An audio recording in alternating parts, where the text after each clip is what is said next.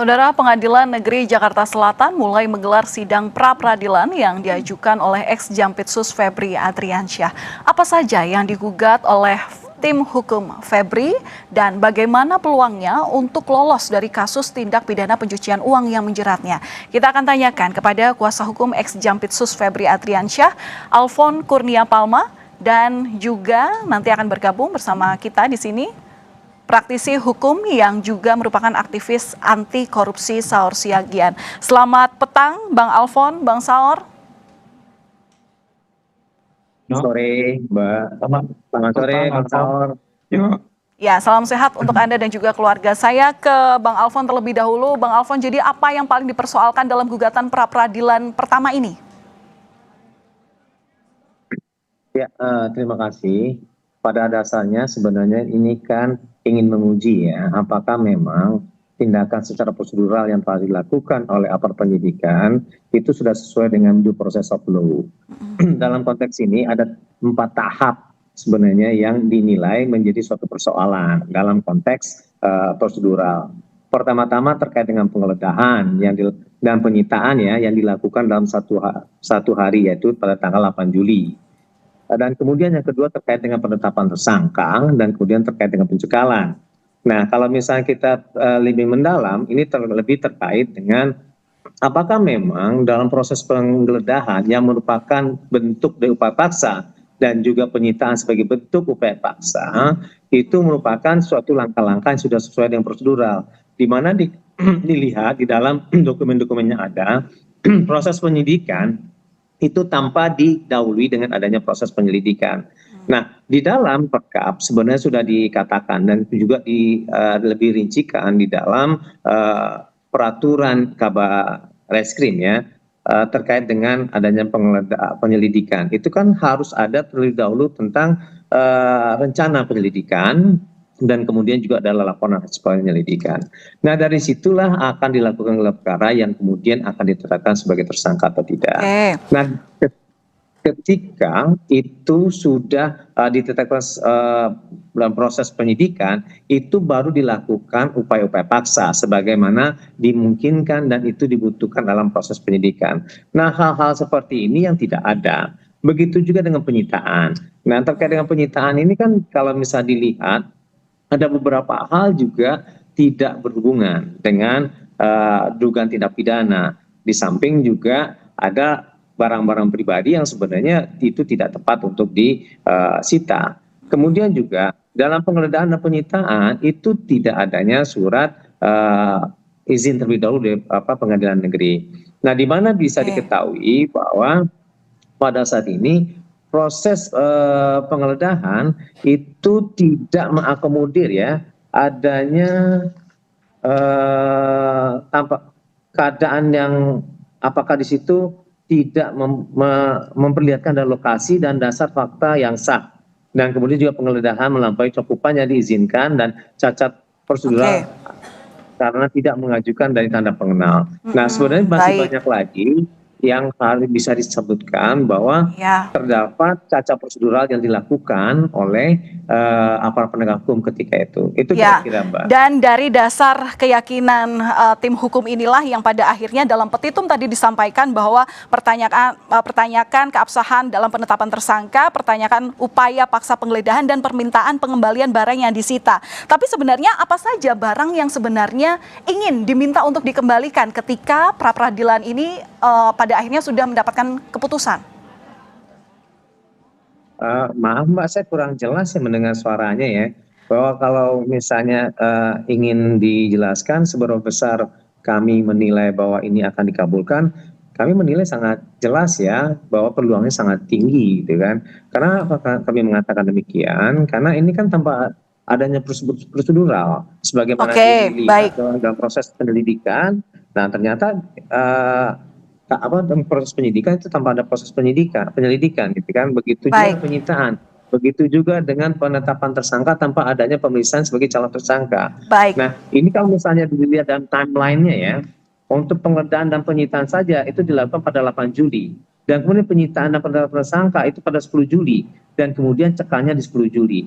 Artinya ada tentang waktu 3 hari cuman. Sehingga adanya penetapan sebagai tersangka. Ya, Nah, Bang ini Alfon, saya merupakan sudah suatu mendapat hal yang poinnya. sangat janggal sih dalam Baik. suatu proses penegakan hukum. Itu kira-kira, Mbak. Ada kejanggalan dalam proses penegakan hukum, terutama terkait penetapan, pencekalan, penggeledahan hingga penyitaan barang yang ada di rumah ex-Jampitsus Febri Adriansyah. Saya ke Pak Saur. Pak Saur, menurut Anda, tanggapan Anda soal Febri Adriansyah yang tidak pernah dipanggil atau tidak pernah melalui proses penyelidikan, dalam hal ini tidak pernah diperiksa menjadi saksi. Apa tanggapan Anda? Memang kita bukan kuasa hukumnya. Polda ataupun tim 9 kejaksaan. Kalau tidak salah ada 2 pra-peradilan dari kawan-kawan, juga menyangkut penyidikan di Polda Metro atau dan Kortas, dan juga di kejaksaan gitu ya. Nah, saya kira mereka secara resmi atau secara sah akan menjawab mungkin besok kalau tidak salah. Namun dari beberapa informasi yang dirilis sebelumnya, kalau yang di Polda Metro itu kan sudah hampir 2 tahun sebenarnya dilakukan penyelidikan, sehingga dengan bukti yang cukup kemudian mereka menetapkan tersangka. Nah, kalau yang di kejaksaan yang sempat heboh itu kan Valentina, sempat ada rilis Kapuspen, itu belum tersangka, kemudian dirilis, kemudian nggak berapa lama malamnya kemudian tersangka. Nah, kelihatannya penyidik di di tim 9 memastikan harus diperiksa dulu, kemudian setelah itu ditetap tersangka. Makanya mereka di tanggal yang sama memeriksa, malamnya kemudian ditetapkan tersangka. Jadi KUHP mengatakan sebelum ditetapkan tersangka diperiksa dulu. Nah, itu sudah dilakukan. Nah, soal penggeledahan, saya kira mereka nanti akan menjawab mengapa kemudian mereka melakukan penggeledahan. Tadi ada pertanyaan dari Valentina, barang-barang apa yang nanti diminta oleh pemohon, itu saya kurang tahu, tapi dugaan saya mungkin adalah uang sekitar 500 miliar atau barangkali 74 kilogram emas, barangkali itu yang tadi ada gangguan. Pertanyaan kepada rekan Alfon, mungkin rekan Alfon yang... Baik, ini yang juga menarik untuk saya tanyakan ke Bang Alfon. Jadi benarkah yang ingin diminta kembalikan jika sidang pra-peradilan ini kemudian dikabulkan dan selesai, apakah benar emas dan uang sebesar 500 miliar itulah yang diminta untuk dikembalikan? Jangan dijawab dulu, kita nantikan usai jeda. Tetaplah bersama kami di Kompas Petang. Saudara, saat ini saya masih bersama dengan kuasa hukum ex-Jampitsus Febri Adriansyah dan juga aktivis anti korupsi dan juga praktisi hukum Bang Saur Siagian. Saya mau ke Bang Alfon dulu. Bang Alfon, jadi sebenarnya apa saja yang diminta untuk dikembalikan dan dasar tim hukum meyakini bahwa ini merupakan hak dari Febri dan juga keluarga? Ya, baik. Nah, saya ingin mengklarifikasi ya bahwa ini kan kaitan dengan proses penggeledahan dan penyitaan yang dilakukan pada tanggal 8 Juli ya, yang dilakukan sampai jam 1 malam tersebut. Nah, pertanyaannya adalah pada proses penggeledahan itu kan harus diperlihatkan surat penggeledahan dan penyitaan kepada orang yang menguasai tempat, kan gitu ya. Nah, kepada dialah barang-barang itu harus dikembalikan. Nah, sekarang... Jadi itu punya Mas Febri ya? Iya. Punyanya Pak Febri, semuanya uang dan emas itu, Bang Saur. Bang Alfon, sorry. Gimana, maaf? Jadi itu memang diyakini oleh tim kuasa hukum bahwa uang dan emas adalah milik Pak Febri. Ya, itu harus dikembalikan kepada orang yang menguasai tempat. Nah, di situ yang menguasai tempat itu siapa? Nah, bukan berarti kalau semisalnya ada di tempat itu milik dari klien kami, belum pasti. Kan begitu. Nah, itu harus dibuktikan terlebih dahulu. Nah, sekarang kalau semisalnya dikatakan bahwa di situ ada A, B, C, D, E, ya harus dibuktikan dulu dan itu ditandai dengan adanya berita acara penyerahan dari penyitaan. Nah, pertanyaan kan namanya berita acara penyitaan itu sendiri itu tidak ada. Nah, ini jadi persoalan. Nah, inilah secara prosedural yang dipersoalkan. Nah, pra-peradilan ini kan mempermasalahkan terkait dengan itu. Apakah memang itu memang secara prudent dan itu dilakukan berdasarkan prosedur?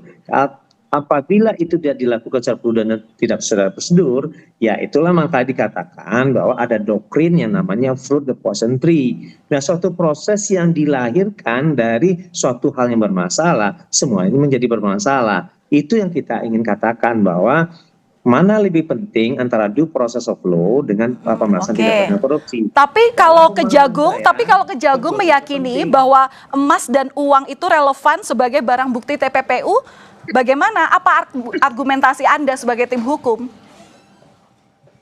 Ya, walaupun nggak begitu jelas ya terkait dengan TPPU ini sebenarnya kan harus diperjelas dulu kan predikat crime-nya itu apa. Nah, Oke, sekarang baik. kan nggak begitu jelas terkait dengan itu.